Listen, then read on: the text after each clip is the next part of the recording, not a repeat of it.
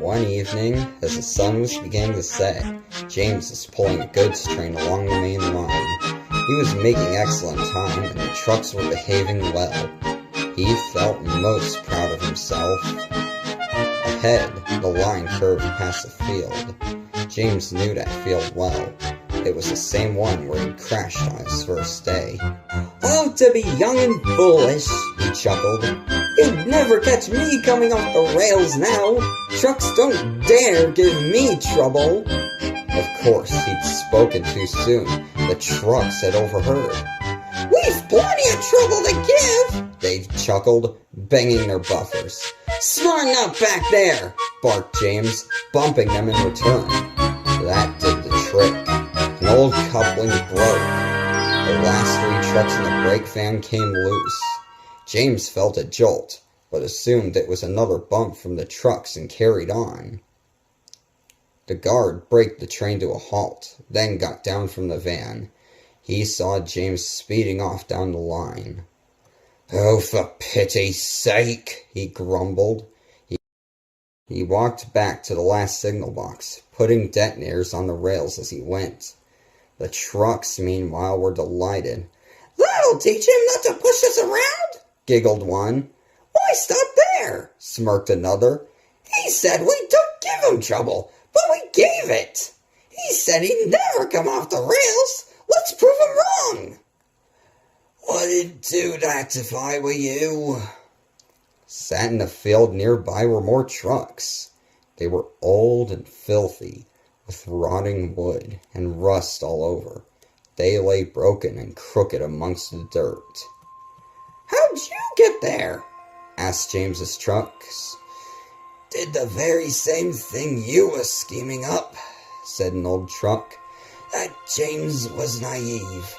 Let him think he had us under control, then struck. Poor fella's brake box caught fire, and we took care of the rest."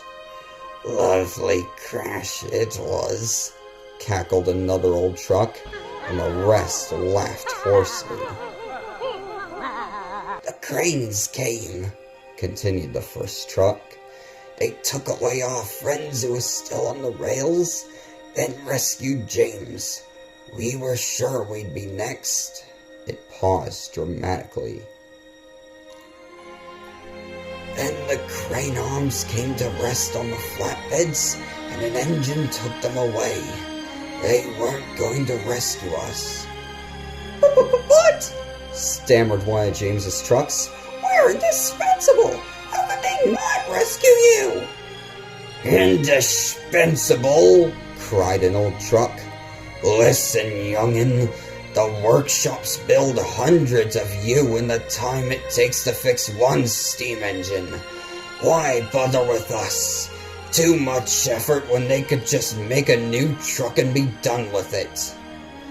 "So, if we crash," stammered James's trucks, "we'll be just like us," wheezed an old truck. "I'll never feel rails under my wheels again. If I've even got wheels left. Been buried in earth so long, who knows if they're still there." The old trucks laughed like hyenas. It sent chills through the frames of James's trucks. They were speechless.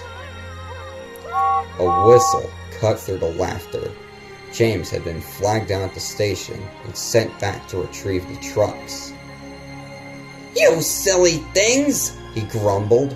"You could have caused an accident." "We're sorry, James," they quivered. "We won't misbehave again. We promise." James was quite taken aback. The guard fastened the coupling and he puffed off without another word. His trucks looked back at the field and shuddered as they were pulled away. The old trucks fell silent, watching the train disappear on the horizon. They hoped the young ones heeded their words and wouldn't make the same mistake they had. Just then, a crow landed atop one of them. The truck chuckled wistfully. No good as a truck, and no good as a scarecrow either.